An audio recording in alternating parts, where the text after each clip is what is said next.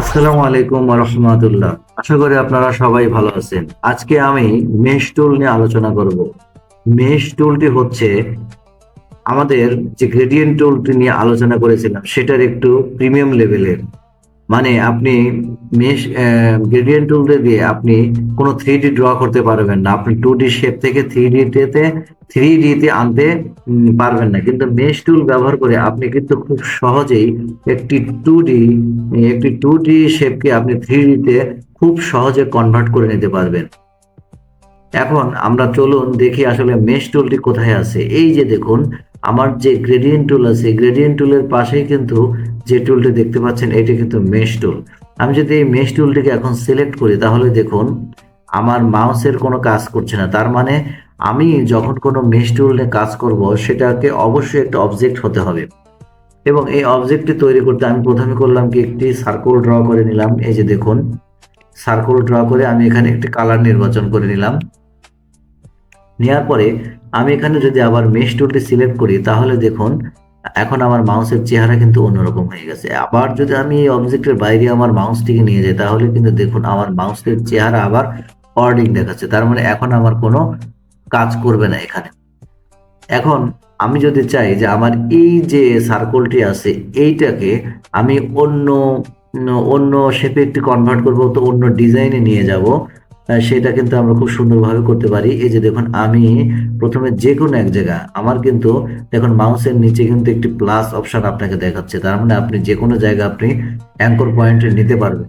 আপনি ধরুন আমি ধরুন এইখানে একটি একটি জায়গা নিলাম, নেওয়ার পরে করলাম কি, এখানে আরেকটা জিনিস আপনাদেরকে দেখিয়ে রাখি যে এই যে হ্যান্ডেলগুলো আছে, এই যে এটা দিয়ে কিন্তু আপনি বাড়িয়ে বা কমিয়ে নিতে পারবেন আপনার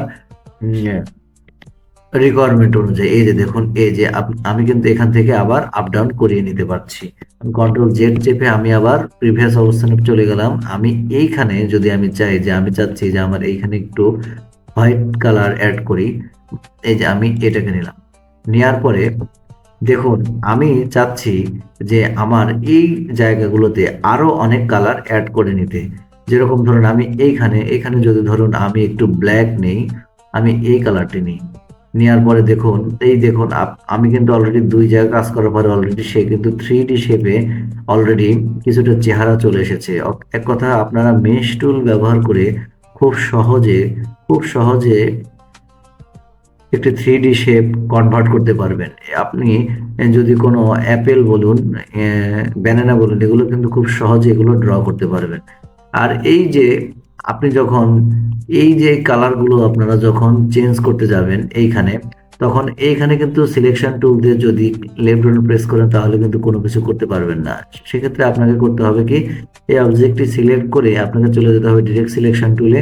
যার পর আপনি যে অ্যাঙ্কর পয়েন্টে আপনি আপনার কালার চেঞ্জ করতে যাচ্ছেন সেটা কিন্তু খুব সহজেই এখানে লেফট বাটন প্রেস করে সিলেক্ট করে আপনারা কিন্তু এই যে চেঞ্জ করে দিতে পারবেন। এই কাজটা কিন্তু আপনার গ্রেডিয়েন্ট টুল দিয়ে করা যায়, কিন্তু এতটা সহজভাবে এটা করা যায় না। আপনার গ্রেডিয়েন্ট টুলের কাজও অনেক অনেক হিউজ পরিমাণে আছে এবং মেশ টুলের কাজও অনেক আছে। আপনি যখন কোনো ড্র করতে যাবেন, কোনো ডিজাইন করতে যাবেন, মেশ টুলটা খুবই গুরুত্বপূর্ণ। আমরা যখন প্রজেক্ট বেস কাজ করব তখন মেশ টুল দিয়ে কিভাবে একটি অ্যাপেল ড্র করতে হয়, ব্যানানা ড্র করতে হয়, এগুলো আপনাদেরকে আমি দেখিয়ে দেব। তো এটা ছিল আমাদের মূলত মেশ টুল নিয়ে একটি বেসিক আইডিয়া। তো আপনারা সবাই ভালো থাকবেন।